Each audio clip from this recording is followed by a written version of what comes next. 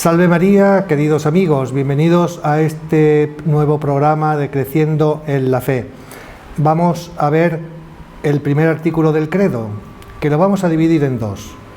Creo en un solo Dios, hoy, y Dios Todopoderoso, Creador del cielo y de la tierra, en el próximo programa.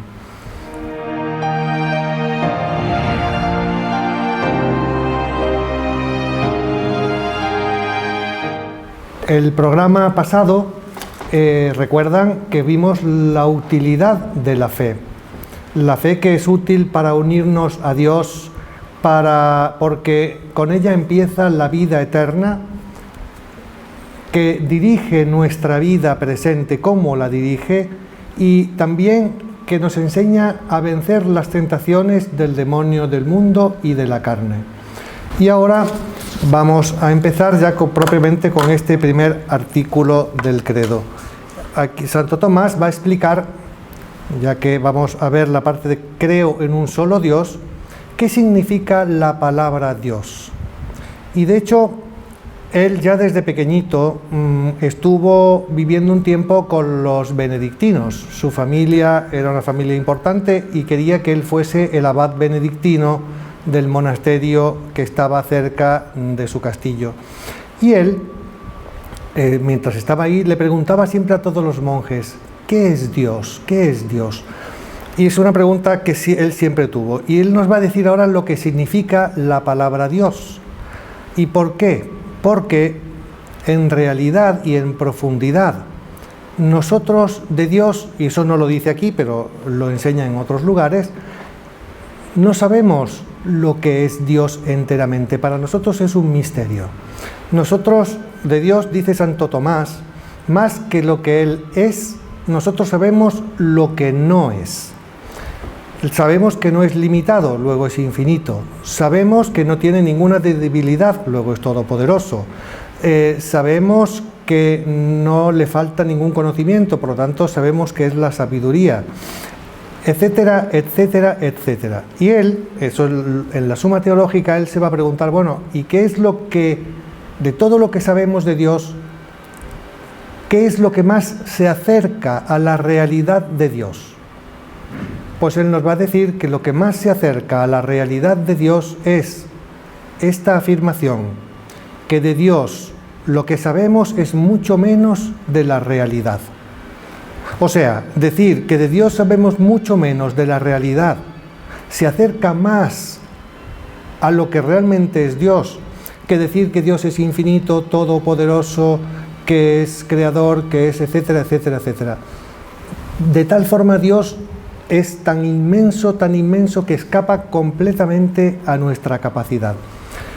Y la palabra Dios, propiamente, no define a Dios. O sea, nosotros lo llamamos así porque de alguna forma lo tenemos que llamar, pero no lo define enteramente.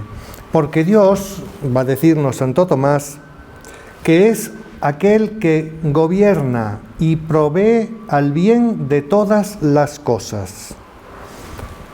Por lo tanto, Dios gobierna todas las cosas y se ocupa del bien de todas las cosas.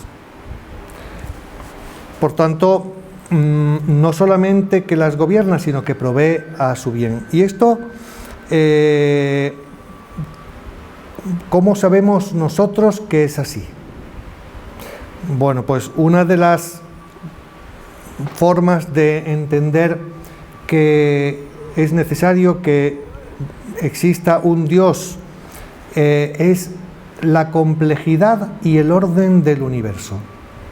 No se entiende, por ejemplo, si yo soltase un montón de letras sueltas desde lo alto de un edificio gigantesco, cuando esas letras llegasen abajo, imaginémonos que apareciera escrito el libro El Quijote, que es un libro enorme. Es imposible, por las leyes de la probabilidad, que las letras caigan tan ordenadas que se escriba un libro con letras tiradas al azar. De la misma forma, es imposible que se forme un universo tan ordenado y tan complejo como en el que vivimos, que hasta una pequeña célula tiene una complejidad impresionante. El ser humano tiene una complejidad que todavía los médicos no lo entienden del todo, de tan complejo que es el organismo. Y ni siquiera un insecto. ¿Qué insecto nosotros conocemos enteramente? Pues ninguno. Y él, por eso es necesario que haya una inteligencia que haya ordenado y que gobierne todas las cosas. Bueno, pero hay algunos que no lo creen. ¿Y cuáles son las objeciones que las personas ponen? Una es que Dios gobierna las cosas naturales, pero no a las personas. No cuida del bien de las personas. Entonces, está bien, Él ha creado las cosas, pero después nos ha dejado sueltos. Y como dicen algunos, Dios se pasea por el cielo y se desinteresa de nuestros asuntos. Y dice Santo Tomás, palabras suyas, que esto es demasiado estúpido. Y es como si alguien, por ejemplo, fuese un médico y se da cuenta de que el médico a uno le receta una medicina y a otro le receta otra medicina. Y el que no entiende nada de medicina piensa que, como él no sabe nada, pues piensa que el médico lo está haciendo por acaso, porque se le ocurrió esto o se le ocurrió aquello. En realidad no, él tiene un motivo, él tiene una ciencia que le dice a este le conviene esto y a aquel otro le conviene aquello otro. Y Dios, por justo motivo y por su providencia, dispone todo lo que es necesario para nuestra salvación y para nuestra santificación. De forma que, como dice San Pablo, todo contribuye al bien de aquellos que aman a Dios. No hay nada que no sea para nuestro bien. Y claro, nosotros muchas veces ignoramos los motivos de Dios, pero ¿cómo los podemos conocer? Ni siquiera la Santísima Virgen lo entendió todo. Por ejemplo, en el Evangelio, en el episodio cuando el niño se pierde en el templo y lo encuentran, él va a responder: no sabíais que yo tenía que estar en la casa de mi padre, etc. Pues dice el Evangelio que sus padres no entendieron la respuesta que el niño les había dado. O sea, la Virgen y San José no entendieron esa respuesta. Pues si ellos, que son ellos, no la entendieron, cuánto es natural que nosotros no entendamos todo. ¿Por qué? Porque Dios es de una sabiduría que no puede entrar en nuestra mente.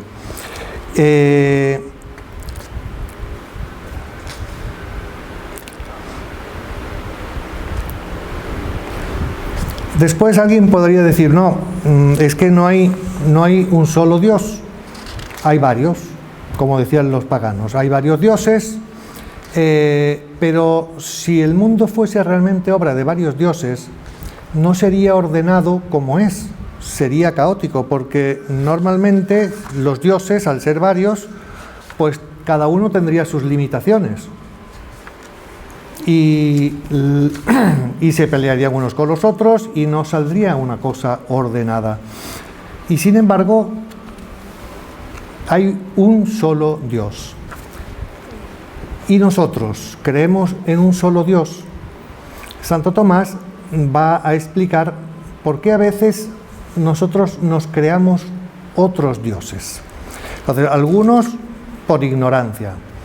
Entonces, como veían cosas como por ejemplo el sol, la luna, las estrellas, que eran tan distantes y tan benéficas para nosotros, no se dieron cuenta de que no eran más que criaturas. Y él dice, es como si alguien va a la corte de un rey y a cualquier funcionario, porque lo ve un poquito mejor vestido, ya piensa que es el rey. No, es un funcionario. El rey es mucho más. Pues así ocurre con todas esas cosas. Otro es por la adulación de los hombres. Hay gente que se dedica a adular. Entonces, a los emperadores romanos, por ejemplo, pues los adulaban y los hacían creerse que eran dioses. ¿Por qué? Porque gobernaban un imperio y les daban pan y circo. Y consideraban que eso era proveer al bien de los demás, cuando en realidad no eran más que seres humanos. Otros es por la malicia del demonio. El demonio nunca quiso someterse a Dios y quiso igualarse a Él. El profeta Isaías pone eso en sus palabras: pondré mi sede hacia el aquilón, escalaré los cielos y seré semejante al Altísimo. Y de la misma forma que Él no quiso someterse, no quiere que nos sometamos nosotros, sino que quiere que lo adoremos a Él, porque Él querría ser adorado como Dios. Y como si Él apareciese directamente, asustaría a las personas, lo que hace es promover ciertos ídolos. Incluso en algunos casos los ídolos llegaban a hablar, y era por acción del demonio. Incluso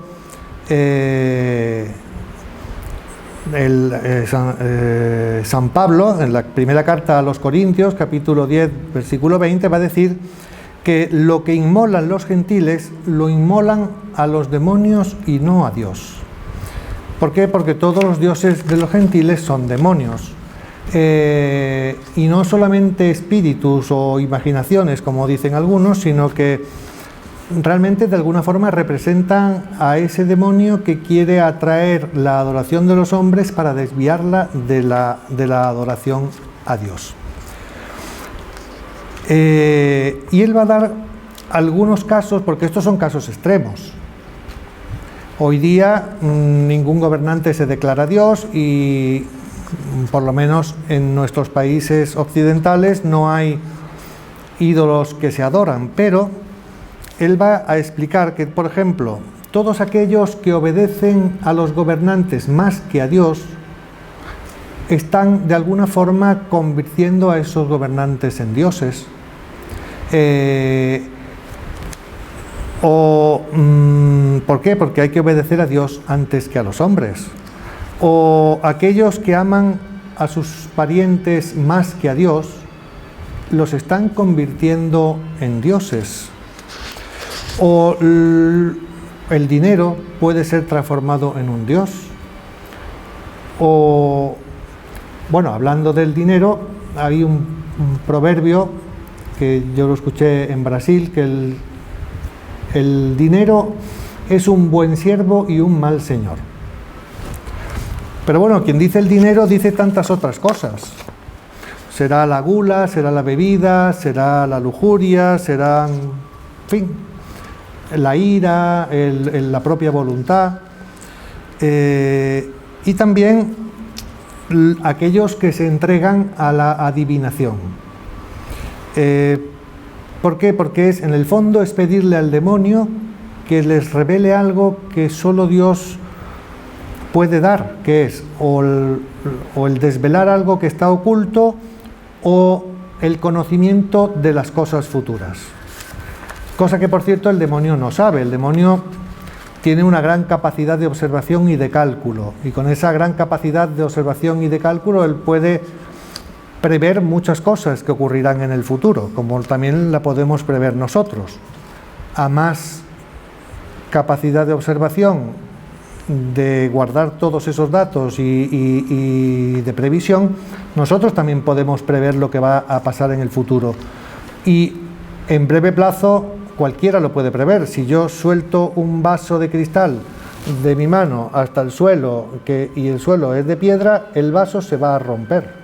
Eso yo lo puedo decir antes de que caiga. ¿Por qué? Pues porque yo ya sé que el vaso cuando se cae se rompe. Y así el demonio puede calcular, eso es muy sencillito, pero el demonio puede calcular los acontecimientos futuros, pero no los conoce. Y de hecho, a veces Dios interviene y el demonio falla en sus previsiones. Y, por lo tanto, Santo Tomás concluye que lo primero que se debe creer es que Dios es tan solo uno y que no hay más. Esta sería, por lo tanto, la primera parte de este artículo del credo, en la que hemos visto la necesidad de creer en un solo Dios y cuáles son los desvíos por los que pasamos cuando pensamos que hay más de un Dios. Y cómo también nos podemos hacer dioses, fabricar dioses a nuestro antojo, como nuestro capricho, como el dinero, etc. En el